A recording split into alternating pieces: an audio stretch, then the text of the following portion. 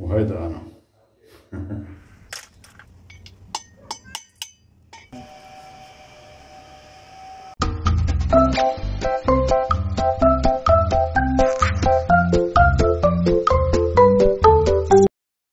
Hello po, just to refresh your memory, naipakita ko na po ang video ito, pero ipapakita natin ulit sa dahilang pagkukumparahin po natin ang before at after. Yan po si Bossing. So sinamantala ko na yung pagkakataon.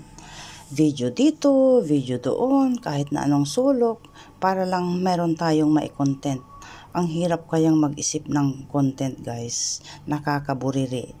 So, yun na nga, pagpasok ko, sabi ko, wow, bongga, ang luwang, ang laking project ito, sabi ko sa isip-isip ko. So, napaisip na naman ang inyong lola, at sabi ko, matutupad na ang aking mga luho. Mabibili ko na yung gusto ko. Tulad ng pagbili ng bigas, asukal, sibuyas, bawang, karne ng mamoy, karne ng manok, at mga mamahaling keso. Akala nyo, kung ano na, akala nyo, Louis Vuitton na bag, or mga Gucci, or mga mamahaling pabango. Para sa akin, guys, sa totoo lang, ang tunay na luho ko, ang tunay na kaligayahan ko ay yung mapuno ang aking fridge para may makain araw-araw. Yun, ganon.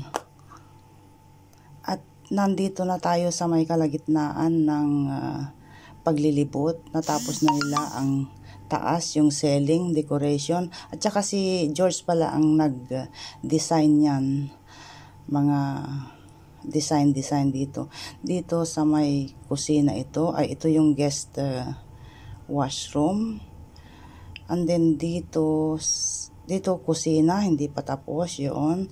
At pagtanaw dyan, guys, dyan na po ang bahay namin sa kabilang kanto.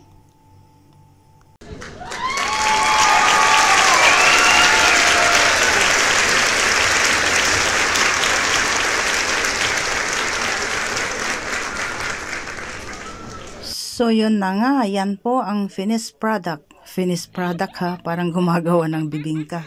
Yan na po ang after. Kompleto na. At meron pala akong kasamang dalawang Pilipina dyan, guys. Dahil nag-request itong si Habi ng kakilala kong mga Pinay na pwedeng maglinis ng buong bahay. Hindi ko nabidyuhan sila dyan dahil kinuha ni Habi ang phone sa akin. Siya na ang nag-video dito. At kung makikita nyo, naghahakot na sila. May mga lamesa, may mga upuan na dyan. At yan na po ang kabuuan at yung itsura ng buong apartment. Bali may dalawang bathroom. Guest bathroom yung isa. Ito isang kwarto din. Bali dalawang bathroom, tapos 3 rooms yata.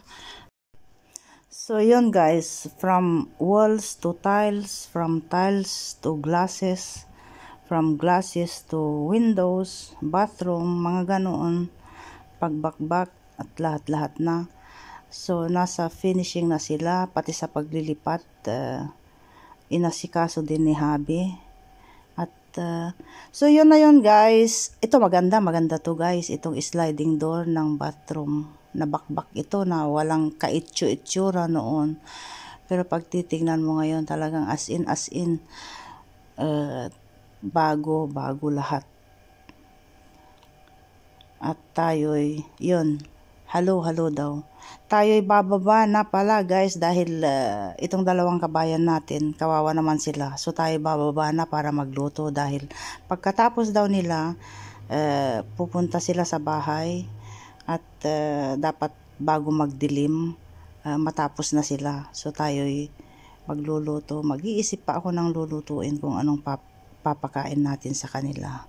So yun na yun po. One eternity later. So, ipapanhik ko kayo ulit guys dito sa taas.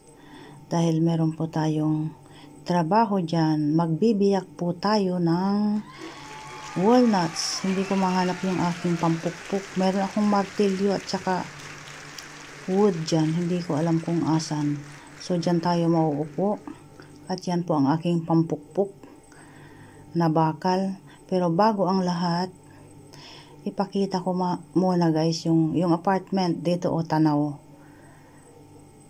Yan po yung apartment na ginawa nila.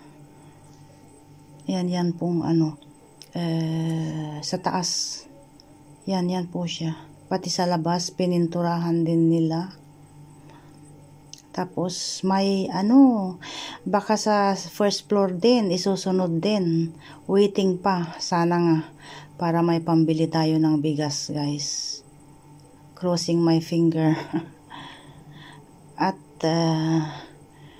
ilibot ko muna kayo dito sa harapan ng bahay. Mala Hollywood na view na kahit wala kang pera, magmumukha kang may pera dito po. So, ituloy na natin ang ating pagpupukpok ng ating walnuts. Meron pa akong 2 sako sa bundok. Oh, saan natin ipupwesto itong camera? Hindi ko kita kung balance ba yung Tapos, dito guys, tignan nyo, ganyan lang. Manipis lang yung damit. Hindi malamig. Pero, magja-jacket ako dahil medyo parang makulimlim ba. So, Lucky. Tingnan niyo si Lucky, naandun siya, doon. Ilakam down. Okay, dito natin ipusto ang camera. Samahan niyo ako guys para magpukpok dito ng walnuts.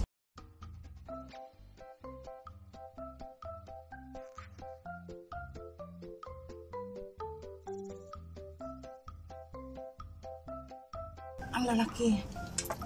Makikita ba?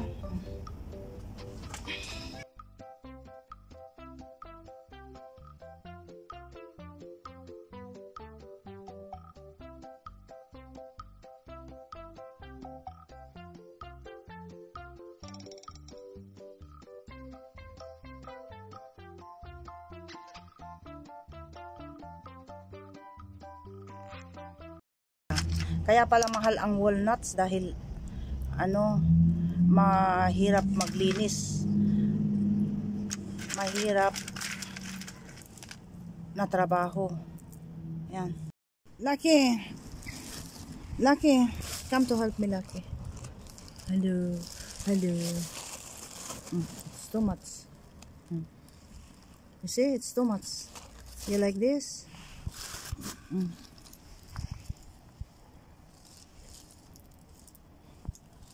Lucky bongbong. Lucky bongbong. Can you give me the coffee, Daddy? Daddy to. Give me the coffee. Thank you. Lucky.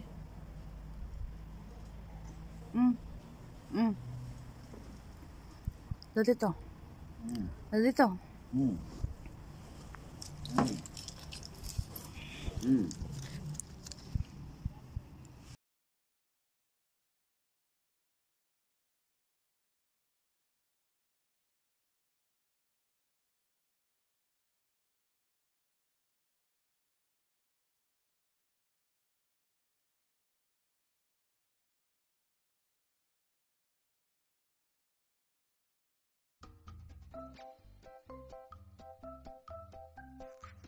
Lucky. Ta.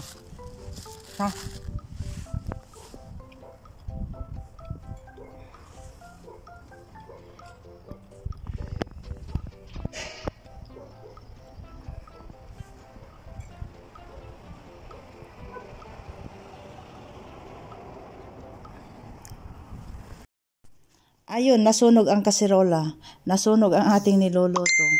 nag-debone ako ng chicken, tapos tinabi ko yung buto-buto ba, tapos binol natin, tapos nilagyan natin ng burgol, pagkain ng mga pusa. Dahil yun na lang palagi, yung mga pusa sa baba ang pinag-aawayan namin ng aking mister. Dahil kung wala siyang mahagilap na mga pwedeng ipakain, mga tira-tirang pagkain para sa mga pusa sa baba, nag-aaway kami sa anong dahilan. Dahil kung wala siyang mahanap na ipapakain sa mga pusa sa baba, bubukas siya ng mga dilata, na yung dilatang yun dapat pang sandwich ni Bunso sa school or pangkain namin, mga ganoon. So ako'y gumagawa ng paraan para supot-supot dyan ng mga pwedeng ipakain sa mga pusa. So nakagawa tayo ng ilang supot, 5 supot. It means isang linggo na yun, dahil pagbaba niya sa umaga, meron siyang dala pasalubong sa mga pusa sa baba. Cat lover talaga itong mga kasama ko dito. Yun, nasabi ko sa inyo guys, na hate ko ang pusa noon, dahil sa pagpupuhinit nila na magkaroon ng pusa. Ayan, may pusa na kami, at naging in love na rin ako kay Lucky. So ayun, nakapag isip tayo ng ipapakain. Yan, 5 supot yan, meron ng pagkain ang ating mga pusa. Itong ganitong pagkain guys, hindi gusto ni Lucky.